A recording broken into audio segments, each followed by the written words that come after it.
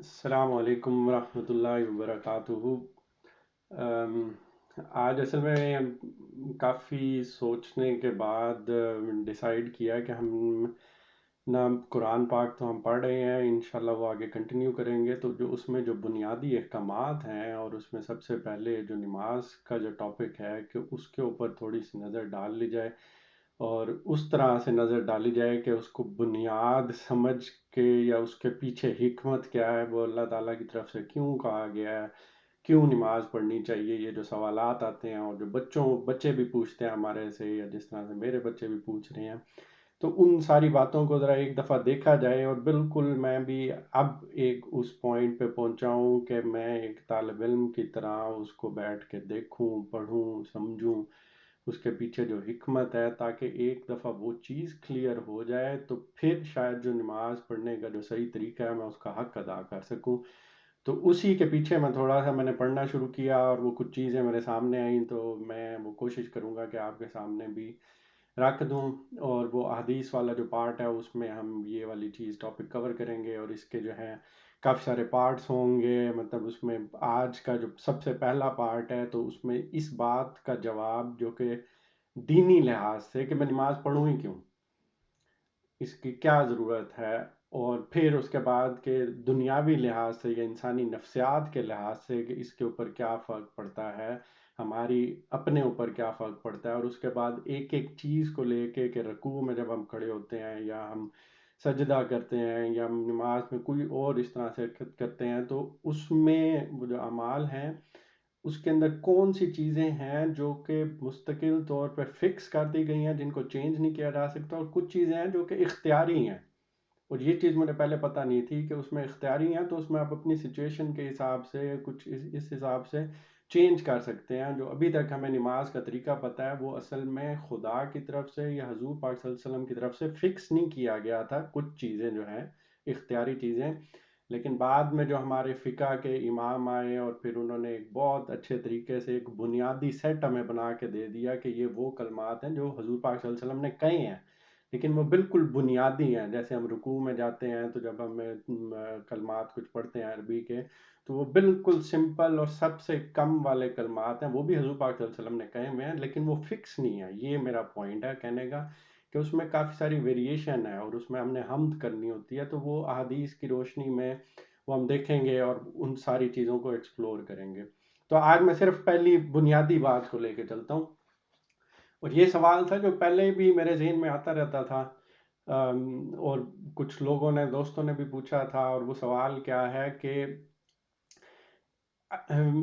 پہلی بات تو یہی کہ میں نماز کیوں پڑھوں، اور دوسرا یہ تھا کہ اس کو تھوڑا مزید ایکسٹینڈ کریں کہ بھئی میں جو ہے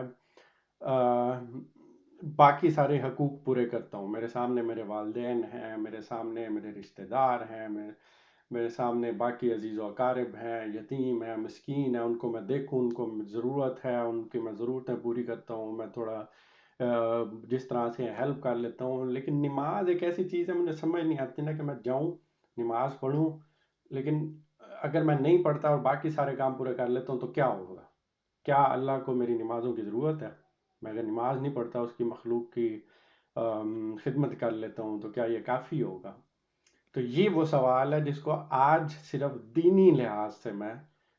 تھوڑا ایکسپلین کرنے کی کوشش کروں گا، جو مجھے سمجھ آئی ہے۔ اور اس میں جو پہلی بات ہی یہی ہے وہ یہ ہے کہ یہ سوال ہی ظاہر کر رہا ہے کہ میں نے پھر اللہ کے حق کو پہچانا ہی نہیں ہے۔ میں نے اپنے آپ کو مخلوق مان کے، اللہ کا بندہ مان کے، جو حقوق اللہ کی طرف سے میرے پہ آتے ہیں ان کو نہیں پہچانا۔ والدین تو میرے لیے وہ ذریعہ بنتے ہیں اس دنیا میں لانے کا، لیکن جو میرا حقیقی مالک ہے وہ تو اللہ ہی ہے نا۔ تو اس کا سب سے پہلا حق تو اسی کا ہے۔ تو میں کیا کہنے کی کوشش کر رہا ہوں کہ میں نے سب سے پہلا حق جو اللہ کا ہے وہ میں پورا نہیں کرتا، میں باقی سارے حقوق پورے کر دیتا ہوں، تو وہ کس طرح سے ہوگا؟ تو وہ میرا سوال ہی یہ بات ظاہر کر رہا ہے کہ میں نے پھر اللہ کو صحیح طرح پہچانا ہی نہیں ہے، میں نے پھر اپنے آپ کو صحیح معنوں میں اللہ کا بندہ مانا ہی نہیں ہے۔ اور اس چیز کو اگر مزید اب سٹیپ وائز آ کے دیکھیں قرآن میں اور باقی احادیث کی روشنی میں، تو یہ بات بالکل کلیئر ہوتی جاتی ہے۔ میں بات سٹارٹ اس سے کروں گا کہ سورہ بقرہ اگر آپ پڑھیں، ہم پڑھیں تو اس میں ہی صرف پورا قرآن ابھی نہ ہی پڑھیں، سورہ بقرہ پڑھیں تو اس میں جو نجات کا جو ذریعہ بتایا گیا ہے شروع سے ہی، وہ یہ بتایا گیا کہ ایمان لانا اور نیک عمل کرنا۔ یعنی سب سے پہلی بات تو یہ ضروری ہے کہ میں نے ایمان لانا ہے۔ ایمان پہ ہم ڈیٹیل ڈسکشن بھی کر سکتے ہیں، لیکن سمری کے طور پہ میں یہ بتا سکتا ہوں کہ ایمان لانا کیا ہے کہ پورا سوچ سمجھ کے کائنات کی اس کو دیکھ کے جو نشانیاں اللہ تعالیٰ نے دی ہیں، اس چیز کو تسلیم کرنا، اپنے آپ کو دیکھنا، اپنے وجود کو دیکھنا، نشانیاں دیکھنا، تسلیم کرنا کہ میں ایک مخلوق ہوں، پھر مخلوق سے ایک پیدا ہوا کہ بھئی میرا کوئی خالق بھی ہے، پھر وہ سفر طے کرتے کرتے پورے عقل علم کے تحت یہ مان لینا کہ بھئی خدا ہی میرا خالق ہے، یہ ہے کہ میں ایمان لے آیا۔ اور پھر نیک عمل کرنا۔ اب نیک عمل کرنا، اس میں نیک عمل میں کیا کیا چیزیں آتی ہیں، اور یہ وہ چیز ہے جس پہ میں کہہ رہا ہوں کہ پہلا حق جو خدا کا ہے وہ چیز آپ کو کلیئر ہو جاتی ہے، اور وہ قرآن پاک کی آیت ہے جو میرے سامنے ابھی کھلی ہوئی ہے اور میں اس میں پڑھ لیتا ہوں۔ وہ سورہ نساء جو چوتھی سورہ ہے، اس کی آیت نمبر 36 ہے کہ جو نیک عمل کی پھر جو بات کی گئی ہے ایمان لانے کے بعد، وہ کیا ہے؟ اور تم سب اللہ کی بندگی کرو، اس کے ساتھ کسی کو شریک نہ بناؤ، ماں باپ کے ساتھ نیک برتاؤ کرو، قرابت داروں اور یتیموں اور مسکینوں کے ساتھ حسن سلوک سے پیش آؤ، اور پڑوسی رشتہ دار سے، اجنبی ہمسائے سے، پہلو کے ساتھی اور مسافر سے، اور ان لونڈی غلاموں سے جو تمہارے قبضے میں ہوں، احسان کا معاملہ رکھو۔ یقین جانو اللہ کسی ایسے شخص کو پسند نہیں کرتا جو اپنے پندار میں مغرور ہو اور اپنی بڑائی پہ فخر کرے۔ تو اس میں یہاں سب سے پہلے آپ چیز دیکھ لیں کہ بات کہاں سے سٹارٹ کہاں کی ہے، کہ ماں باپ بعد میں آئے ہیں، سب سے پہلے کس چیز کی بات کی ہے؟ اور تم سب اللہ کی بندگی کرو، اس کے ساتھ کسی کو شریک نہ بناؤ۔ تو مجھے یعنی کہ کلیریفائی کیا ہو رہا ہے کہ اگر میں ایک اسٹوڈنٹ کے طور پر پڑھنے کی کوشش کر رہا ہوں تو وہ کیا چیز سامنے آ رہی ہے؟ سب سے پہلا کام میں نے اللہ کی بندگی کرنی ہے، میں نے اللہ کا بندہ بننا ہے، اللہ کا بندہ بننا ہے۔ اور یہ چیز میرے لیے بھی تھی اور حضور پاک صلی اللہ علیہ وسلم کے لیے بھی تھی، اور اس کی بھی وہ جو حدیث ہے میرے پاس سامنے کھلی ہوئی ہے، وہ سورہ صحیح البخاری کی 3445 نمبر حدیث ہے، اور اس میں کیا کہا گیا ہے؟ نبی کریم صلی اللہ علیہ وسلم سے حضرت عمر رضی اللہ عنہ نے ممبر پہ کہتے یہ سنا تھا، آپ صلی اللہ علیہ وسلم نے فرمایا مجھے میرے مرتبے سے زیادہ نہ بڑھاؤ جیسے عیسیٰ ابن مریم علیہ السلام کو نصارہ نے ان کے رتبے سے بڑھا دیا ہے، میں تو صرف اللہ کا بندہ ہوں، اس لیے یہی کہا کرو میرے متعلق کہ میں اللہ کا بندہ ہوں، اللہ کا بندہ اور اس کا رسول ہوں۔ تو یہ چیز حضور پاک صلی اللہ علیہ وسلم نے بھی جس طریقے سے سمجھی تھی، اور میں بھی اسی طریقے سے پھر سمجھنے کی کوشش کر رہا ہوں کہ یہ کیا بات پہلے کی جا رہی ہے کہ سب سے پہلے اللہ کا بندہ بننا ہے، اللہ کی اس چیز کو تسلیم کرنا ہے کہ میں بندہ ہوں اور اللہ کا ہی بندہ ہوں، اور پھر اس کے بعد مطلب